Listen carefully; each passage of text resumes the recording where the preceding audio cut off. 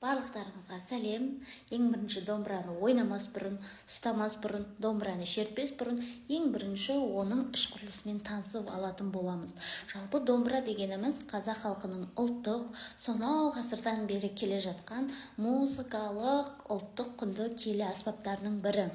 Домбыраны оқытушыларға айтарым, ең бірінші домбыраны ұстатпас бұрын, домбыраның ең алдымен іш құрылысымен таныстырып алыңыздар. Кез келген жерде, кез келген уақытта. Бізде домбыра жалпы үш бөлікке бөлінеді. Басы, мойны және де кеудесі немесе шанағы болып үшке бөлінеді. Енді бас буынында бізде басы және екі құлағы болады. Адамда да бас, екі құлақ болады. Бұл домбырада да сондай үш құрылыс болады.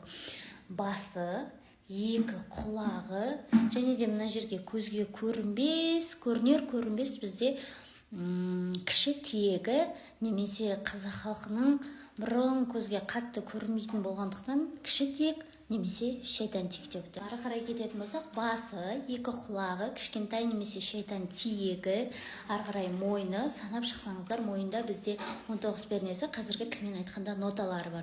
Ары қарай бізде екі шегі, астыңғы және үстіңгі шек. Астыңғы шек ноталары және үстіңгі шек ноталары. Яғни астыңғы шек біз соль нотасына, үстіңгі шекті ре нотасына келтіреміз. Енді гитара тюнерға салатын болсаңыз, астын G, үстін D-ға келтіресіздер.